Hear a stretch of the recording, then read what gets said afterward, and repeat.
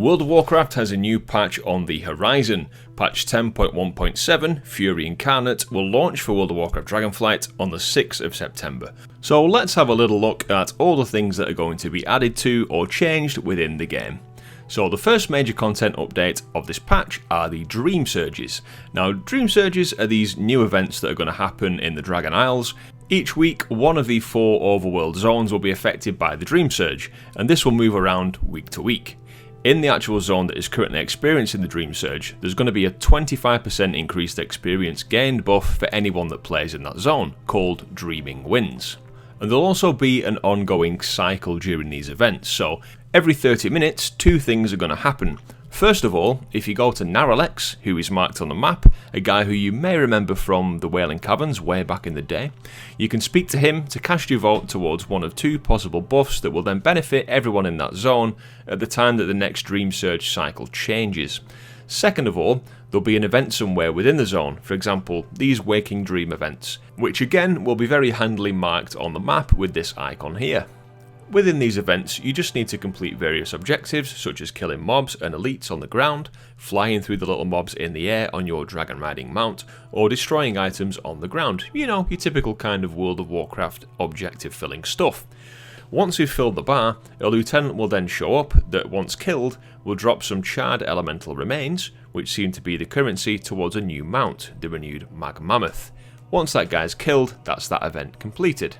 As part of the Dream Surge, all of the elites, the rare mobs within the zone, will become empowered elites. So around the zone, the rare mobs that are usually there will become empowered by the Dream Surge, which will give them a lot more health and some new abilities, kind of spicing them up a little bit, making them more of a challenge. You'll definitely want to group up for these rares, as it is quite a miserable experience trying to kill them on your own. So I do recommend either jumping into the group finder to make your own group or joining an already existing group for these rares. When you kill any of these rares, they will drop Whelpling Shadowflame crests and item level 402 gear tokens. They do still drop the usual loot as if they were non-empowered rares within the zone, which is nice if you're trying to farm anything specific from them. So let's look at the gear and currencies. There are 27 different currencies from this event. I am just joking, don't worry. Leave me a comment below if you got triggered by that. So there are actually only 2 currencies, plus the gear tokens if you want to count those as well, that you can get from the Dream Surges. The main currency is Dream Surge Coalescence, which comes from a lot of different sources, so completing events, killing some of the rares. You can also even gather these little items that look like herbs with the purple border, and they'll give you some as well as loads of it basically being dotted around in the air, as you can see in the video. You can just fly straight through these and collect them as you go. There is a weekly quest for this event, and completing that will give you the second form of currency. So the weekly quest just requires you to complete various tasks in the Dream Surge zone. Now don't worry, your progress towards this quest won't reset when the new Dream Surge cycle starts. You do have the whole week to do this. So what about the gear? This is one of the big things for this event. It's going to be a great way of catching up alts. So they do like the ideal way to level up new alts and gear up new characters. And the best thing about the catch-up gear for these is that the Dreambound tokens for it are actually account bound. So you can smash through these events on your main character and send the tokens to a freshly leveled alt. For a nice little item level boost, the gear can be upgraded to a max item level of 424. When you complete the weekly quest and get your Dream Surge Chrysalis, you can use that to buy some slightly better gear from Archdruid Hamul Rune Totem, starting at item level 415, which is upgradable to item level 437. The only downside of this is that you can't trade these particular tokens to any of your other characters. If you don't have any need for this gear, you can also use these tokens to buy Shadowflame's crests from the same vendor. So overall, the main implementation reason for this system does seem to be to help people gear up their alts or to return to the game and get caught up pretty quickly. If that isn't the situation that you're in, then the mounts and pets available, as well as some of the other achievements, could be the reason why you take part in these events. So that's the main thing of the patch, but there's so much more content coming. Let's take a look at the other things. So Night Elf and Forsaken players can get excited for their new Heritage Armor quest coming in the patch. This is a great addition coming in 10.1.7. Considering the patch is so close though, we haven't actually been able to test the quest lines for the Heritage Armors on the PTR. However, we have seen previews of what they both look like, and I think the general consensus is that they've done quite a good job with these. Now, whenever we get the chance to either test this on the PTR or see it when it goes live, I will share more details about these quest lines, maybe do a little walkthrough for each of those when they do eventually make it into the game, so stay tuned for those. Another thing that will be new with this patch is that the new Mega Dungeon, the Dawn of the Infinite, will be split into 2 different wings on heroic difficulty, so you can now access this in the Dungeon Finder if you wish to do so. The Mythic Dungeon will stay as it is, so it's still available on that difficulty, and that difficulty won't be split into 2 wings, it'll just function the same way as it does now.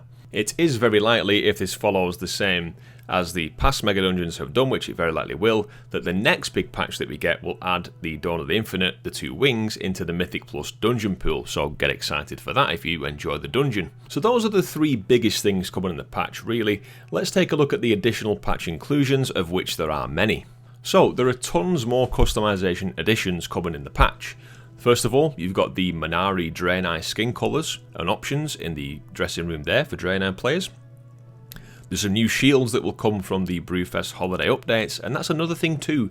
The holidays of Brewfest and Hallows End are also being updated. There's word of a more difficult Headless Horseman fight, which is going to pose a bit of a challenge, bit of a revamp of the holiday, which is very nice to see. Engineers can rejoice because there are quite a lot of old engineering goggle appearances that are now available to be used by any armour type, so choose your specs and do a flex. There's some nice new tabards for undead players to choose from, either the Queen's Loyalist or the Forsaken Champion. These are likely tied to the Undead Heritage Armour quests, may be available from a vendor or something once you've completed those quests. Again, I'll share more details on that when we find out.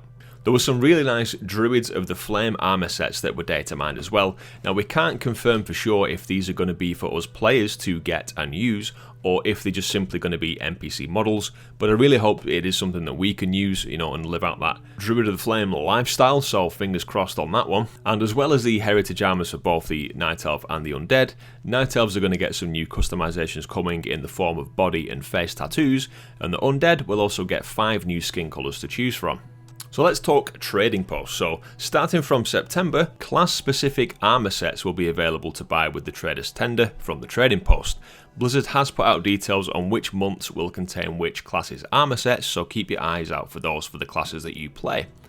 The ping system is also being added to the game with the patch as well, which allows you to basically point things out in the world to your group, such as what to attack or assist with, where to stand, and give various warnings and things like that, which will probably be a really nice addition to playing in pugs. So we'll see how that one ties into things when it makes it into the game. There's going to be another Turbulent Timeways event starting sometime early September, that's what the rumours are, or thereabouts, which if you didn't play it last time, what it basically is 5 weeks of time walking dungeons being active, with a different expansion of time walking being available each week. Last time it was active, the weekly quest did give us heroic raid gear as a reward, so hopefully that will still be the same as a nice incentive, as well as the other usual time walking rewards. There is also going to be a new mount that you can get from this, called the Shady Shale Wing, so stay tuned for more details on how to get that one as well. If you've been lucky enough to get the Twilight Dragon riding mount skin colours, then there's another treat on the way for you, in the form of some more Twilight Dragon customization options, including eyes, hair, and horns, to make your Twilight style dragon more uniquely yours. So again, another nice addition. Now this next one is a great one. Many of the older non-dragon riding mounts are going to be adjusted to become dragon riding capable, so eventually you will be able to dragon ride on mounts from all the other older expansions, such as Proto-Drakes, Firehawks, Worms, Cloud Serpents, etc, etc, which I can't wait to see. This is still also not available for testing on the PTR, but it is meant to be coming in patch 10.1.7 or sometime shortly after, so fingers crossed that that one hurries up. A little Brucey bonus, you can now track Tuskar tackle boxes with the Find Fish ability, so that's useful if you're still farming those. And as there is with pretty much every single patch that comes out with World of Warcraft, there has been a fair bit of class balancing, so there'll be some nerfs and buffs to various specs, so check out the forums for your specific class and usual class discords or wherever you normally go to get your class information from for details on all of those changes. Another nice little quality of life bonus, you may have had the unfortunate event where a scammer or someone trying to sell you something has added an event into your calendar without your permission, so you can now restrict calendar invites if you want to do that to stop that annoying thing from happening. So that is pretty much everything covered in the patch, as I said throughout the video. For anything that's a bit more in depth that needs a bit more looking into or further information yet to be found, I will do more videos on that as the time of the patch gets nearer or once it's come out.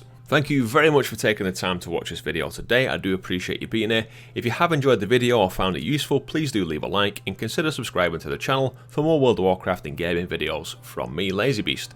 Thanks for watching, guys. Have a great day. I'll catch you next time. Cheers.